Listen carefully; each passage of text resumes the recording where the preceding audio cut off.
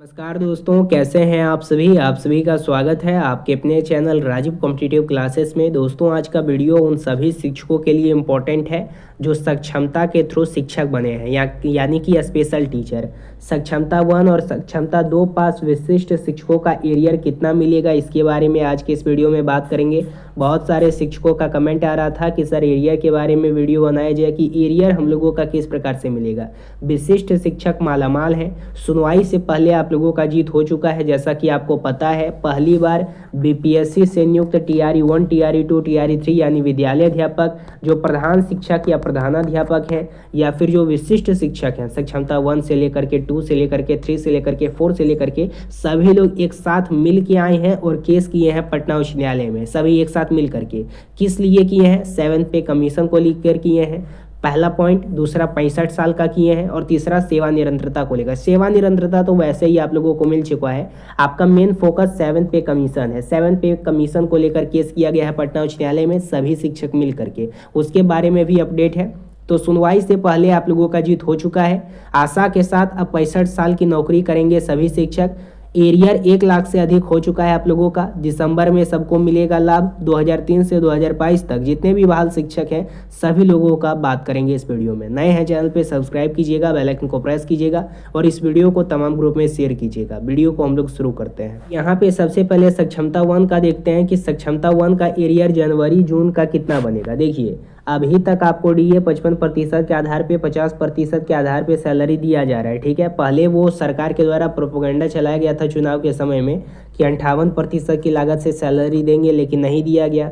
फिर आप लोग सोचे थे कि जो आप लोगों का इस बार का जो पेमेंट मिलेगा, ठीक है, ये 58% की लागत से मिलेगा। फिर आपको 50% के आधार पे सैलरी दे दिया गया। तो इसलिए सभी शिक्षक जाकर के पटना उच्च न्यायालय चले गए हैं और कोर्ट केस कर दिए हैं। लेकिन यहाँ पे सुनवाई में जजमेंट में आया है, जो शिक्षा विभाग है उसका, कि HRMS आप लोगों का अपडेट नहीं किया गया था, जिसके कारण से इस बार आपको 58% की लागत से सैलरी नहीं दिया गया।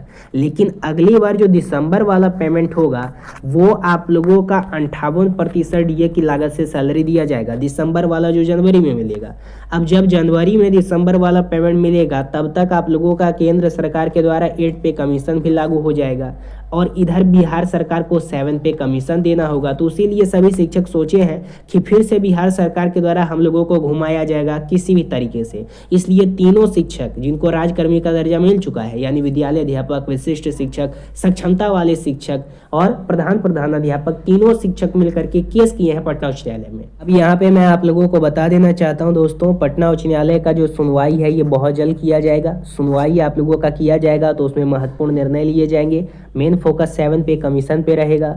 दूसरा पॉइंट आप लोगों का ये रहने वाला है कि आगे चल के आप लोगों का ACS के निर्देश पे आप लोगों का यहाँ पे आया है कि ACS साहब के द्वारा कहा गया है कि एक और मीटिंग किया जाएगा जिसमें 7 पे कमीशन को लेकर चर्चा किए जाएंगे और उसमें आप लोगों का वो तीनों पॉइंट पे बात किया जाएगा। क्या क्या? 65 वर्ष वाला, 7 पे कमीशन को लेकर और बहुत सारे वेतन विसंगति हैं, एरियर है, प्रोडक्शन है, सभी चीज़ों पे आगे मीटिंग में किया जाएगा। जो मीटिंग किया जाएगा उसके आधार पे मैं वीडियो बना करके आपको समझाऊंगा। फिलहाल अभी के लिए देखते हैं सक्षमता 1 से जो पास शिक्षक हैं उनका एरियर देखेंगे जनवरी जून का 2025 55% डीए के आधार पे। तो ईयर देखिएगा 2003 से 5 तक, 2006 का, 2010 का, 2013-16 टीटी वालों का, 22 वालों का।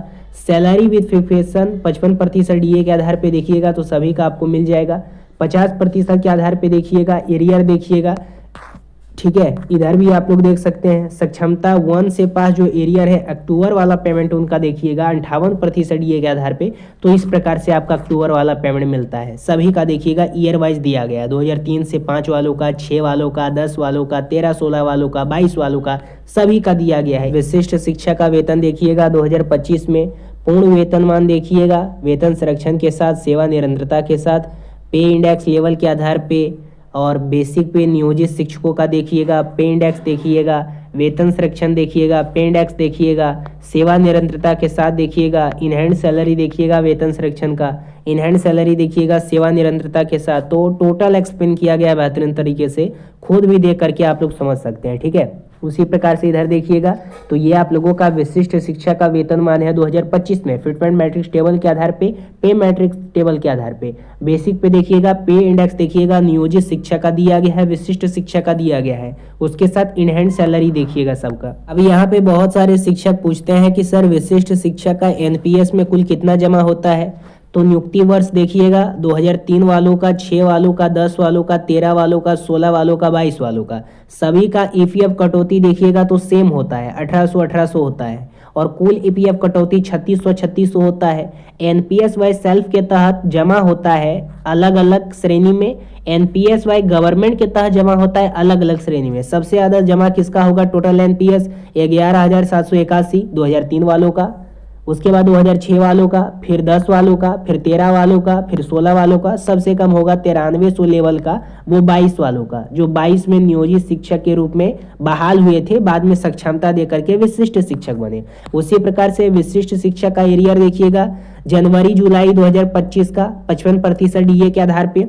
तो सैलरी विदाउट फिक्सेशन और फिक्सेशन के आधार पे देखिएगा तो ईयर भी दिया गया है, नियुक्ति वर्ष भी दिया गया है, सबका देखिएगा अच्छे रूप से समझ में आ जाएगा। यहाँ पे देखिएगा इसमें अच्छे रूप से और समझाया गया है विशिष्ट शिक्षा का वेतन वर्सेस नियोजित शिक्षा का वेतन, एनपीएस वर्सेस ईपीएफ कटौती, एचआरएमएस टीए और एचआरए के आधार पे बताया गया है। नियोजित शिक्षा का, विशिष्ट शिक्षा का, नियुक्ति वर्ष सभी का दिया गया है, उसके साथ मूल वेतन दिया गया है, डीए 55% आधार पे दिया गया है, एचआरए 5% के आधार पे दिया है, मेडिकल सबका 1000 रहता है, एनपीएस ईपीएफ कितना कटता है उसके आधार पे दिया गया है, टोटल सैलरी इतना बनेगा और इन हैंड सैलरी कटने छटने के बाद इतना आएगा। अच्छे रूप से देखिए, एक एक चीज को देखिए, समझ। शिक्षक ऐसे भी हैं जो पूछते हैं कि 7 पे कमीशन हमें किस आधार पे मिलेगा। सबसे पहला पॉइंट कि राजकर्मी का दर्जा आप लोगों को मिल चुका है, तब आपको 7 पे कमीशन का लाभ मिलेगा। ठीक है, और भविष्य में अगर ओपीएस लागू होता है तो वो तो लाभ आप लोगों को मिलेगा ही, लेकिन उसमें क्राइटेरिया बनाया गया है 7 पे कमीशन के लिए।